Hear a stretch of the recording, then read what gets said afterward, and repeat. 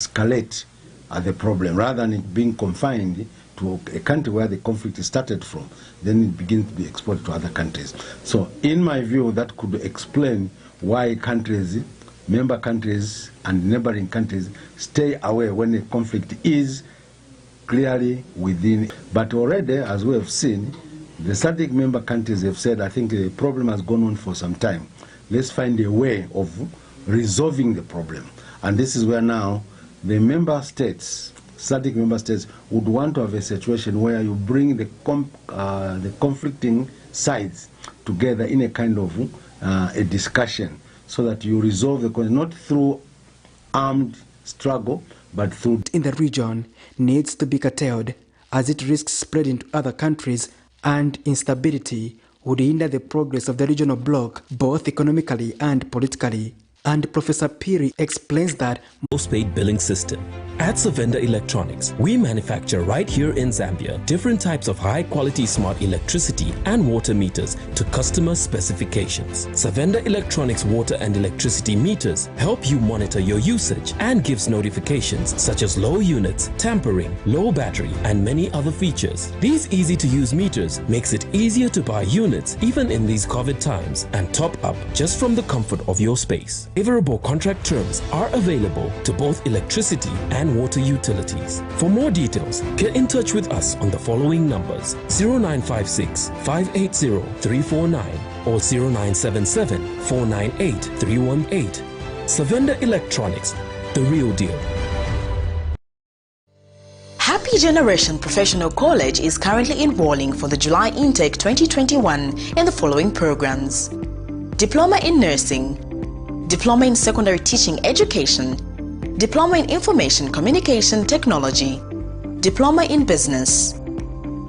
For more details, you can call 0972 04 2020, 0972 917061 or 0977 809772. Application form is 150 kwacha.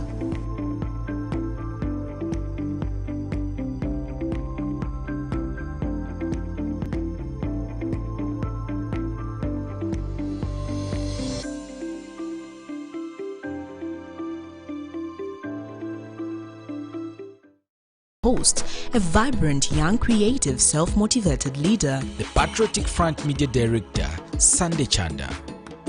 You can participate on the program through phone calls, text and Zoom. Camnet TV, not just another channel. The answers on GoTV this weekend. Join the search for Pablo Escobar's millions using the latest technology. Learn new songs while making new friends with Berry and Dolly. And who better to solve all your problems than Judge Judy? GoTV. Love it.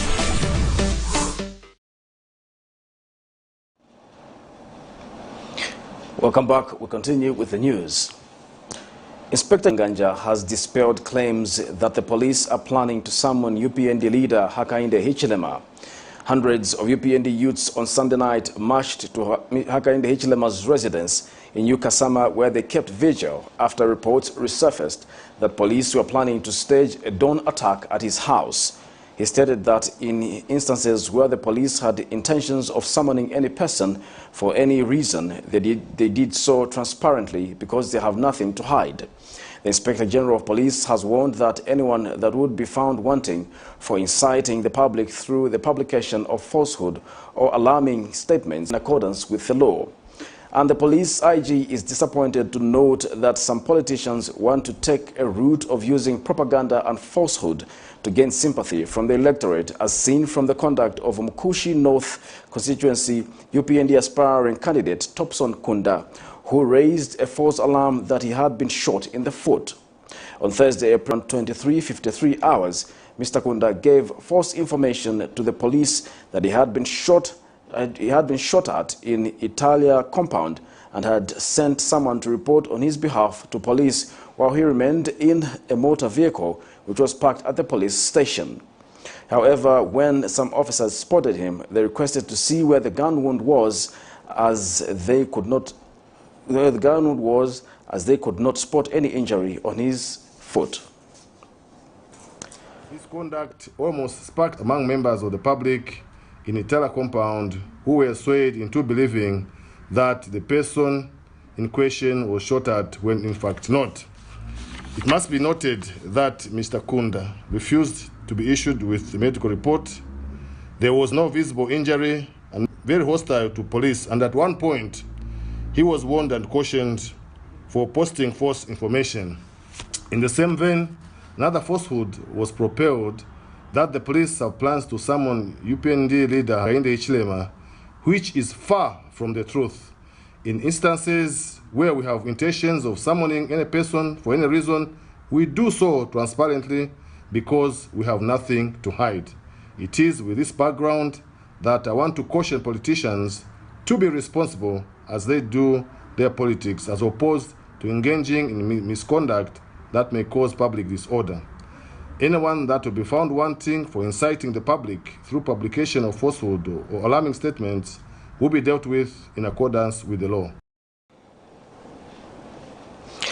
The Zambia National Students Union has advised political parties to be realistic with what they are promising citizens ahead of the August 12 general elections.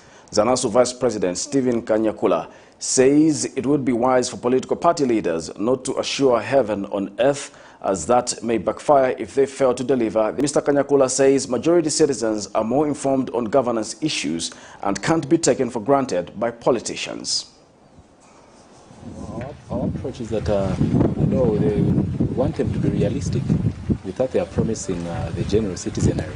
We need to be realistic and bring in alternatives or solutions that are tangible, not just for merely political gain or to gain political mileage at the expense of the many Zambian people. So our caution to our political parties is that they should be honest enough and promise things that are visible and tangible, not like just blinking people and convincing them to just get votes at the end of the day, fail to deliver on their.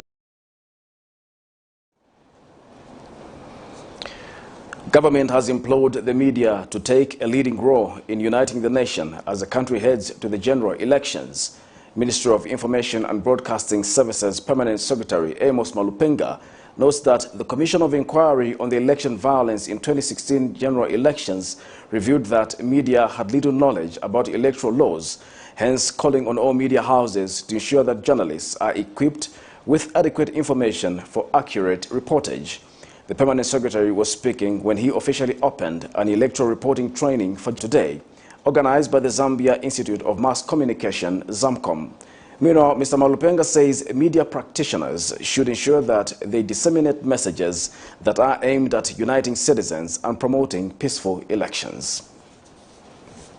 We are guided by this particular piece of legislation to guide us on how we conduct ourselves during the elections. And some of the highlights from the Act: 1, a media organization shall, and in legal terms, when the word is mandatory, a media organization shall report election news in an accurate manner and not make any abusive editorial comment, incite violent hatred, ethnicity, tribe, gender, sex, political or religious conviction. 2, the media shall refrain from broad own political opinion, commentary, or assessment as their own, and carefully balance it in order to avoid bias. 3, the media shall provide fair and balanced reporting of the political meetings, rallies, and press conferences of all the political contestants. And 4, the media shall conduct interviews with candidates with fairness, both in the style of the interview and in the amount of time given. The Lusaka Magistrate Court is expected to deliver its verdict on Thursday this week in a case in which former Community Development Minister Emerine Kabanshi is accused of willfully failing to follow procedures when she re-engaged ZAMPOST as payments for the social cash transfer program following the termination of the said contract. Appearing before the Chief Resident Magistrate Lamek Mwale Monday morning, Ms. Kawanshi was informed to go to court on the 22nd of April, as this is the day the court will deliver her judgment. We have more in this report. The former Community Development Minister and currently a Member of Parliament, Emerin Kawanshi, will this week Thursday hear her fate in a matter she has been accused of failing to follow procedure when she re-engaged Zambia Postal Service Corporation, ZAMPOST, as payment service provider for social cash transfer program following the termination of the said contract. The Magistrate Court will deliver judgment in the matter on the 22nd of April 2021, whether the accused will be set at liberty or see the road to prison or see the road to a Lusaka Chief Resident Magistrate Lamek Mwale is the one presiding over this case. Allegations in this matter are that the lawmaker between 21st August 2017 and April 26, 2018, while she was a cabinet minister concerned in the administration and management at the Ministry of Community Development and Social Services, failed to comply with the law by extending the scope of coverage of contract between ZAMPOST to include 3 provinces and 2 districts under social cash transfer program. And to prove their case, the state had called more than 20 witnesses. After closing the case, the accused was found with a case to answer and accordingly put on a defense. But the accused in a defense testified that the re-engaging of ZAMPOST was done on the 8th of August 2016 to her knowledge and not the 21st of August 2017 and 26th April 2018. Kawanshi also told the court that with regard to extending the scope of the contract was reinstated by the need that arose to extend that was facilitated in the contract. The embattled former minister denied ever taking part in the facilitation of the said contract, arguing that the technical staff, the acting peers at the time, and the controlling officer were the ones who facilitated, and her duty was only to give direction in policy. For now, the accused can only keep her fingers closed and pray that judgment is delivered in her favor. Miriam Kemba, reporting for Camnet TV News. Lusaka Magistrate Ntandosa Chabala has discontinued the case in which self-proclaimed National Commander Innocent Kalimanshi and 2 others were accused of assaulting 3 people. In this matter, Kalimanshi was jointly charged with Nathan Piri and Capson Mwanza with 3 counts of assault occasioning actual bodily harm. When the matter was called before court this morning, the court discontinued the case following the state's application and the victims that they had reconciled with the accused persons. We have more in this report.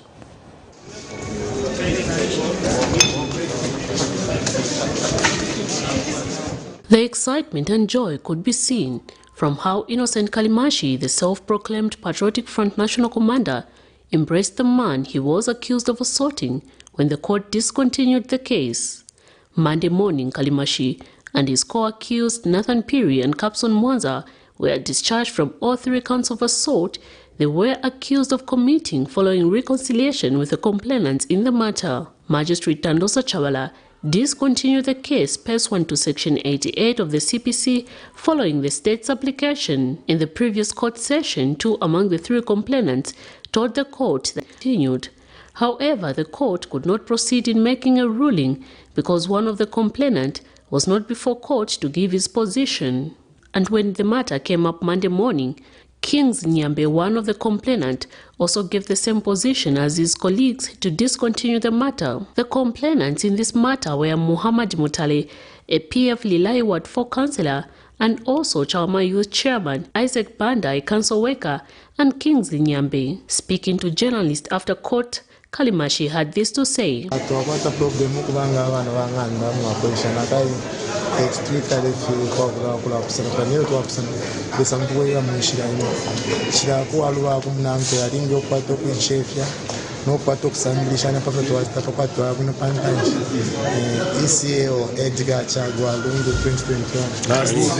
The trio was arrested on the 28th of October 2020. That allegedly happened in Chauma compound in the afternoon of the 27th of October 2020, in which some unruly youths clashed and ended up causing disruption of peace in the area. Miriam Kemba, reporting For Camnet TV News. This is Camnet News. We go for a break. We'll be back with international and sports news. From time immemorial, we have had different types of lighting options, from those that can burn down our investments in minutes to those that dig holes in our pockets due to constant replacement and huge consumption of our ZESCO units. Savenda Electric introduces the new and advanced electric bulb with cutting-edge technology of LED that has low power consumption, gives out bright white light, and lasts up to 25,000 hours. Savenda Electric manufactures all types of LED light, like plastic LED fluorescent tubes, downlights, ceiling fittings, and solar street lights made to customer specifications. Let's live on the bright side of life by choosing the wide range of Savenda electric lighting solutions that are available in all leading stores and supermarkets countrywide. For orders, call 0962-642-490 or email jnbunda@savenda.com or pchabula@savenda.com.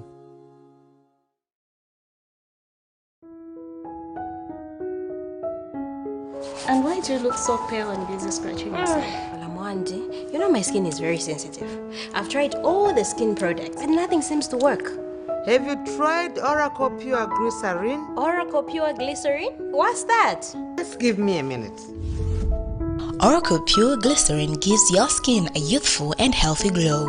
Ish, you're glowing. Don't tell me. Yes! I already know the secrets. Oracle Pure Glycerin! Try Oracle Pure Glycerin for that perfect skin.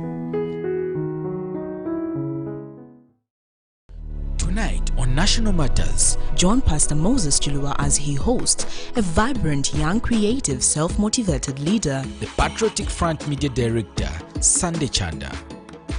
You can participate on the program through phone calls, text and Zoom. Just Get Showmax, you get instant access to full seasons of award-winning series and blockbuster movies. It's amazing. You get shows you won't find anywhere else, like Showmax Originals. Thank you so much. You get awesome kids shows. Freaking awesome. Amazing documentaries. You literally cannot make this up. And now, you also get live world-class sport from Supersport. Everything's under control. All ready and waiting for you to watch online on your smartphone, tablet, desktop, or smart TV, wherever and whenever you like. Whoa. So what are you waiting for? Go to showmax.com to sign up.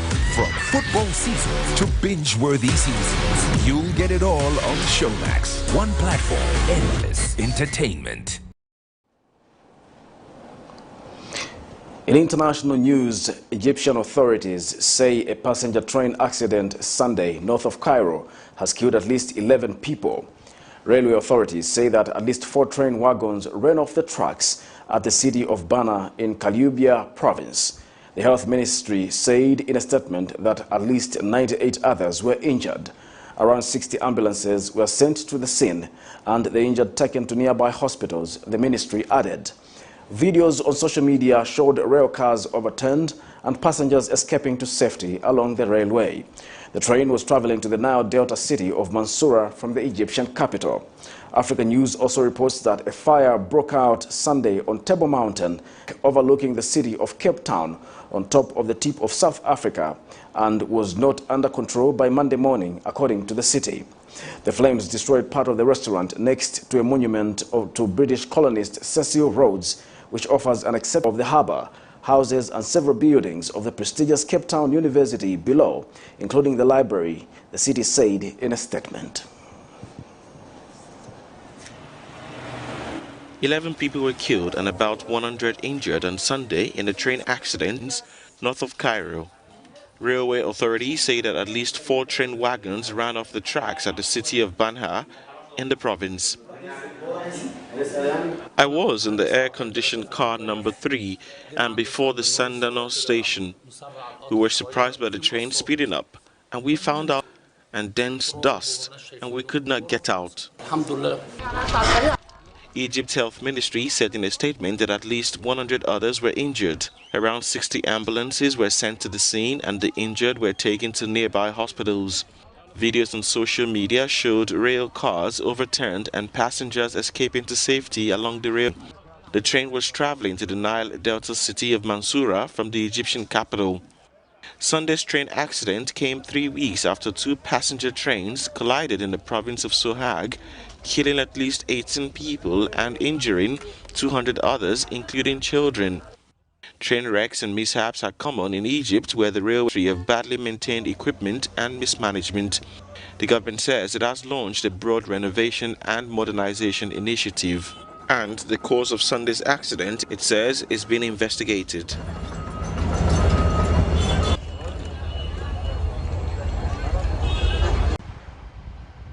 Fire crews worked throughout Sunday night to contain a massive blaze on Table Mountain, the iconic peak, city of Cape Town in South Africa. On Sunday afternoon, the fire grew in size, spreading to the prestigious University of Cape Town, burning down houses and several buildings, including the library. Hundreds of students fled their residences on foot to find shelter. On campus is more than 10 fire vehicles currently. We have 3 buildings currently burning sporadically, but this one is a major problem for us. It's the library with lots and lots of old ancient valuables in the library. At least one firefighter was being treated for burns in hospital. The fire